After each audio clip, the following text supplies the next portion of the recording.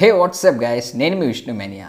ఈరోజు మనం ఈ వీడియోలో ఐఫోన్ 11 ప్రజెంట్ మనం తీసుకోవచ్చా, ఇంకా మనకు ఒక మంచి డిస్ప్లే క్వాలిటీ ఇస్తుందా, మంచి పర్ఫార్మెన్స్ ఇస్తుందా, మంచి కెమెరా క్వాలిటీ ఇస్తుందా, ఓవరాల్గా మనం ఈ వీడియోలో అయితే ఐఫోన్ 11 రివ్యూ అయితే చూద్దాం.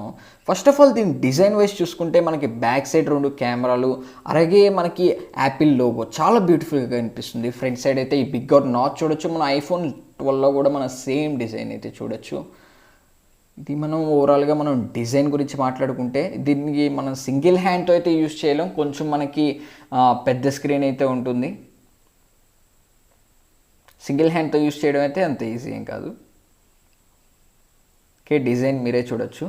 కింద మనకి ఒక మైక్ ఉంటుంది, ఒక స్పీకర్ ఉంటుంది, సైడ్ వచ్చేసి వాల్యూమ్ రాకర్స్ ఉంటాయి, ఇటు సైడ్ పవర్ బటన్ ఉంది, పైన అయితే ఎంటీగా ఉంది, ఏం లేదు. ఓకే, మనకి ఫేస్ ఐడి కూడా చాలా క్విక్గా పనిచేస్తుంది. ఎంత డార్క్ కండిషన్స్లో ఉన్నప్పటికీ కూడా ఫేస్ ఐడీలో అయితే ఎలాంటి ఇష్యూ రాలేదు. నెక్స్ట్ మనం దీంట్లో డిస్ప్లే గురించి మాట్లాడుకుంటే ఇది మనకి ఎల్సీడీ డిస్ప్లేతో వస్తుంది. ఇది ఒక్కటే ఒక చిన్న నెగిటివ్ పాయింట్ అని చెప్పొచ్చు. ఇది తీసేస్తే మాత్రం ఫోన్ ఓవరాల్గా ఎక్సలెంట్. మనకి ఇది ట్రూ టోన్ టెక్నాలజీ సపోర్ట్ చేస్తుంది డిస్ప్లే.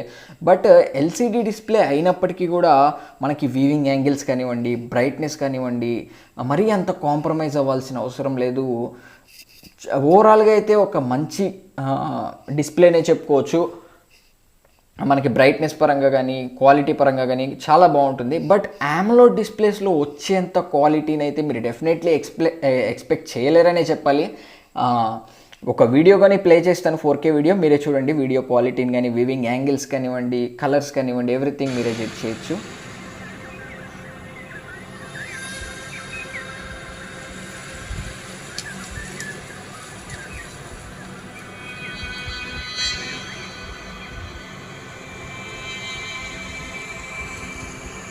ఓకే, మనకి సౌండ్ కూడా ఐఫోన్ నుంచే వస్తుంది. ఈ సౌండ్ క్వాలిటీ కూడా మీరు చెక్ చేయొచ్చు ఎలా ఉంది అనేది.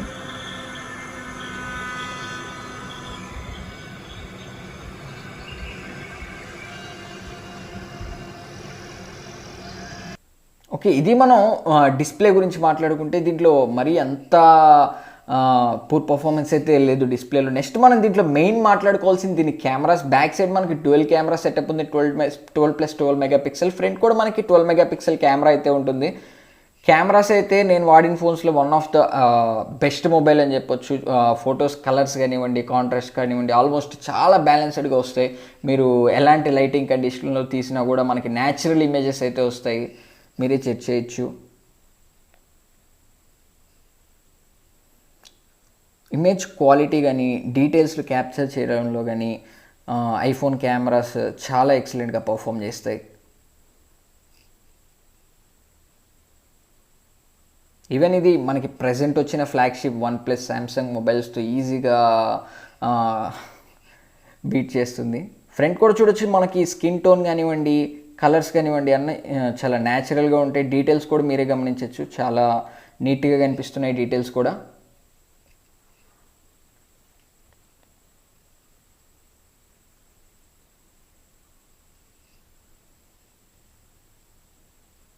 స్కిన్ టోన్ అయితే మనకి చాలా న్యాచురల్గా వస్తుంది ఐఫోన్లో.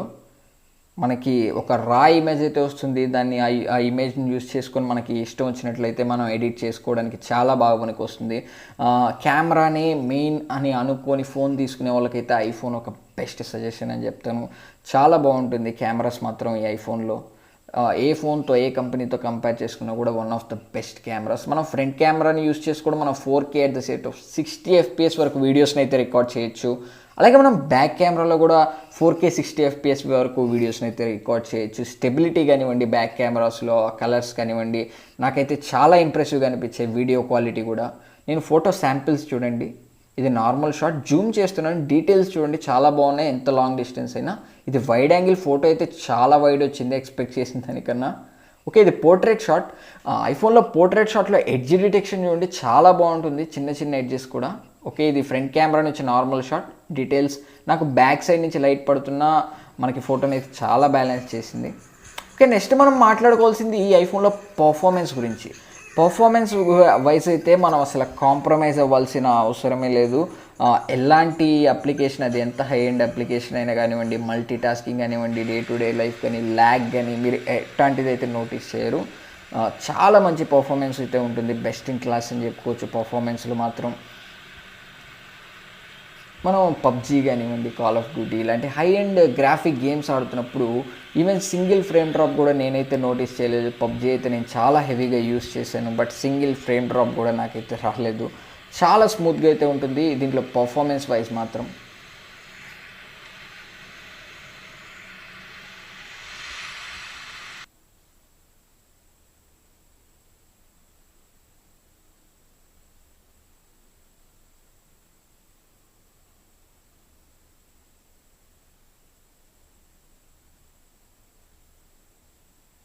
మీరే జడ్జ్ చేయొచ్చు, క్వాలిటీ కూడా మనకి ఇమేజ్ క్వాలిటీ కూడా చాలా బాగుంది.